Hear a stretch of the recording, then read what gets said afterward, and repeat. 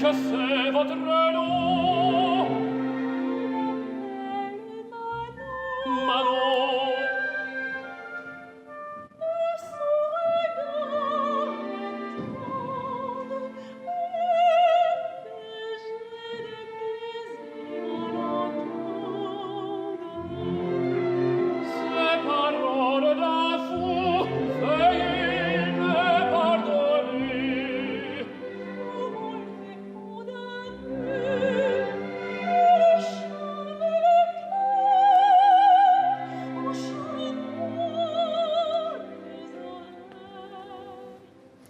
Bonsoir Jean-Baptiste. Bonsoir Xavier. Alors les amateurs d'opéra ont reconnu la chanteuse Patricia Petitbon et donc elle est en ce moment à l'affiche de Manon de Jules Massenet à Genève. Oui, c'est l'ouverture de la saison et c'est l'un des grands événements lyriques en Europe. Avec cette Manon, c'est l'un des opéras français les plus joués dans le monde. Manon, grand opéra romantique du 19e siècle.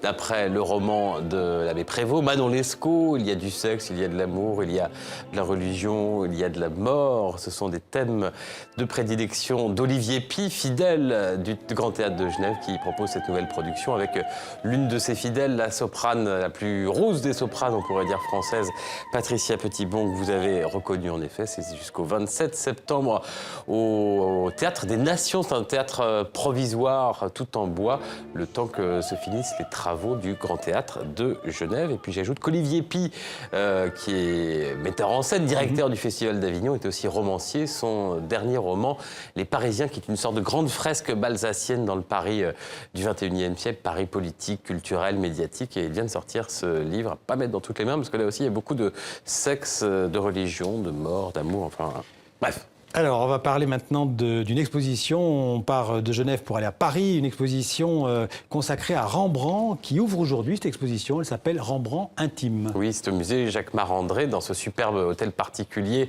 avec ses pourpres, ses dorures. Alors, le point de départ de cette expo, c'est qu'il possède, le musée Jacques-Marandré, 3 tableaux de Rembrandt, du maître du XVIIe siècle, notamment celui-ci, regardez, absolument fascinant. On voit tout le clair-obscur, l'art du clair-obscur dans ce repas des pèlerins d'Emmaüs, le génie de la lumière de Rembrandt. C'est d'ailleurs sans doute l'une des raisons pour lesquelles il fascine toujours au XXIe siècle, ou encore à Berlin, parce qu'on retrouve Rembrandt à New York, au Rijksmuseum d'Amsterdam, à Louvre, mais aussi cette toile qui s'appelle la parabole de l'homme riche, moi qui est sans doute celle qui m'a le plus fasciné.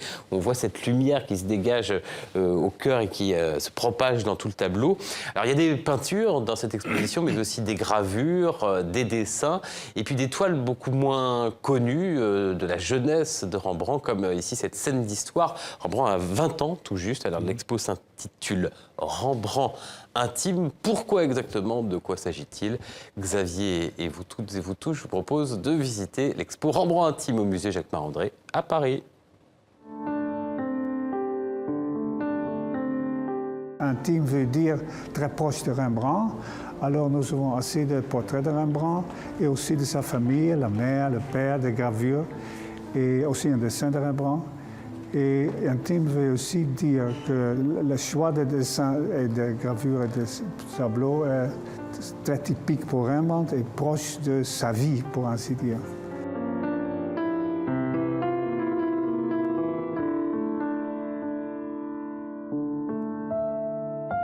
Intime veut aussi dire peut-être un peu qu'il n'y a pas beaucoup d'espace. Sur l'exposition, l'installation est aussi assez intime. On voit peu de choses, mais grand chose dans petits espaces.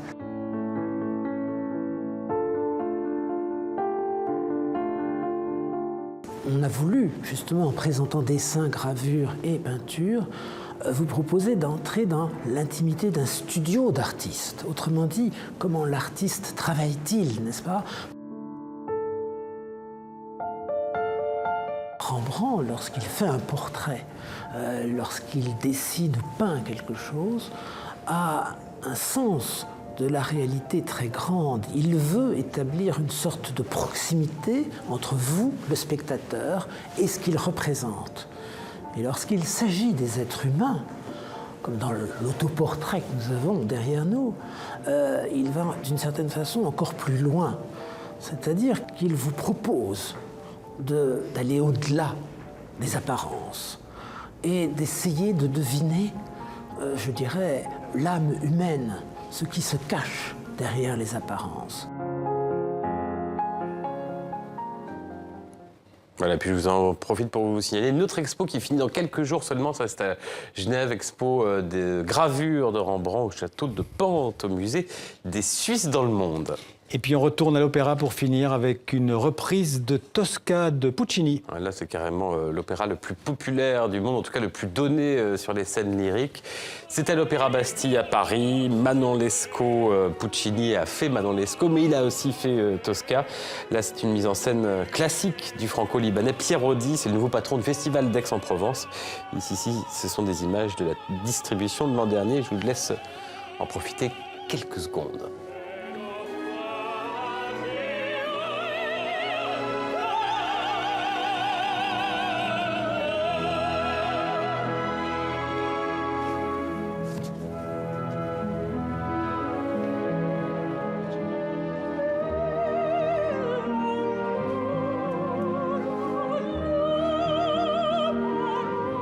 Parfois, on croit qu'il n'y a plus de place, mais il en reste. C'est jusqu'au 18 octobre. Merci Jean-Baptiste, et demain. À demain.